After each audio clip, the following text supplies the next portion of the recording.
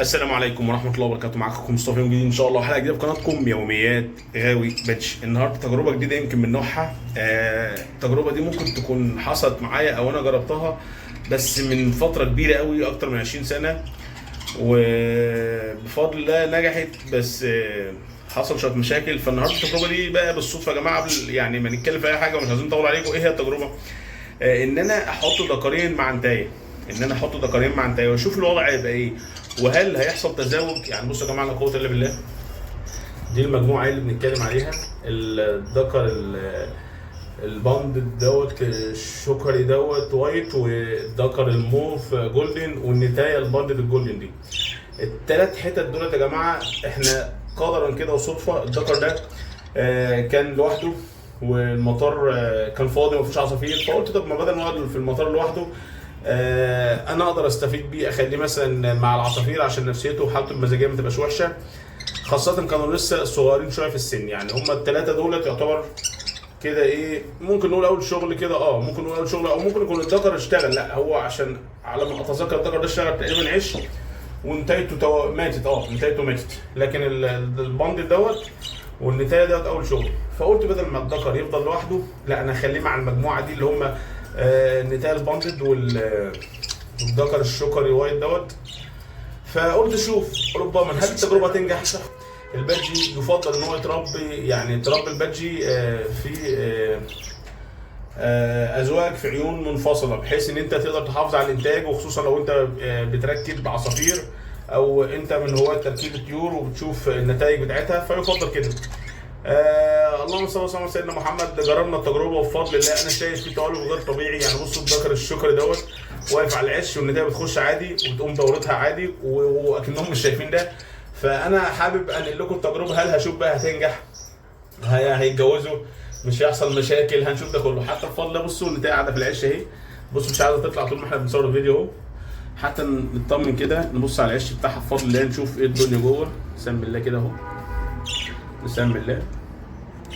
يعني كمان بفضل الله هي غالبا بفضل الله كمان ابتدت تجهز عش على الوضع ده كده، ابتدت تجهز عش. وتبص لنا ايه، تقول لنا بتفتحوا العش ليه؟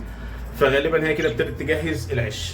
دولت لا قوه الا بالله، حطيناهم مع بعض في توقيت واحد، ما حطيناش زوج خد بعض وبعد كده فكرنا، لا احنا حطينا ثلاث حتت كده في وقت واحد، بحيث ان نشوف النتيجه هتبقى ايه، وهل الذكر هياخد نتايه ولا الذكرين هياخدوا نتايه، وهيحصل تزاوج ما بين اني.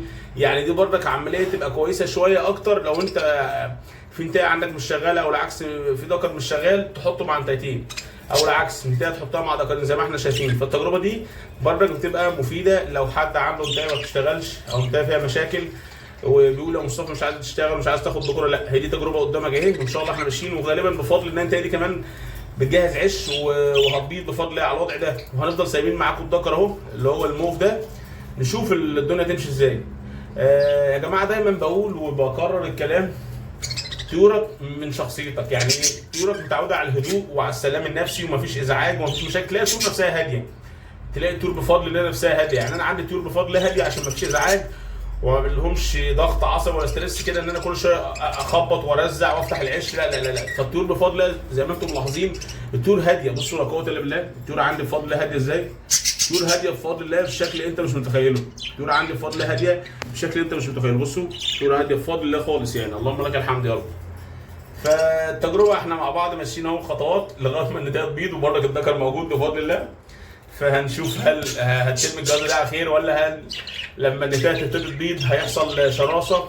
لان ممكن النتايه لما تيجي تبيض يحصل شراسه وتبقى عدوانيه بزياده وخايفه على عشها وعلى فروخها، فتبتدي تضرب الذكر الموف. احنا هنمشي التجربه، بس دي تجربه مفيده حبيت انقلها لاي حد حابب ان هو لو عنده نتايه مش شغاله وعنده اكتر من ذكر، ممكن يحطهم مع بعض كده، او يحطهم في مطار زي كده فاضي مثلا، ياخدوا بعض او في قفص واسع، بحيث ان هي تاخد الذكر اللي على مزاجها. يعني بحيث ان النتايه تاخد الذكر اللي على مزاجها. لكن احنا تجربتنا كان كل القصه والله، وهو ده سبحان الله اللي بيه قدر كده، ان النتايه دي وكان الذكرين دولت وكان المطار فاضي زي ما انتم شفتوا من شويه. فقلنا بدل ما يفضل لوحده ونفسيته تتعب، نسيب اي ذكر يختار نتايه، او نسيب النتايه تختار الذكر اللي يعجبها. هي الحمد لله اختارت الذكر الباند دوت، سبحان الله. فالنصيب بقى، يعني هو ده النصيب اللي احنا بنتكلم فيه. هي اختارت الذكر اللي هي حبته وعايزاه. هنشوف الجوازه ان شاء الله ايه اللي هيحصل فيها، ولو في جديد ان شاء الله باذن الله هنتابعكم. واتمنى ان شاء الله باذن الله تكون المعلومات مفيده والقناه عجباكم ان شاء الله. وما تنساش لو اللي فات حلو فاللي جاي احسن، واهم من ده كله ما تنساش اهم شيء، الهوايه نوايا وعلى نياتكم ترزقون. وزي ما بنقول دايما لو اللي فات حلو فاللي جاي احسن بامر الله. وكان معكم اخوكم مصطفى، ونتمنى الخير والتوفيق للجميع يا رب يا رب يا رب. الناس كلها تبقى في احسن حال، وندعي لبعض يا جماعه دايما كده، ادعوا لبعض كده وندعي لبعض كده، وربنا يكرم الناس ان شاء الله. والسلام عليكم ورحمه الله وبركاته.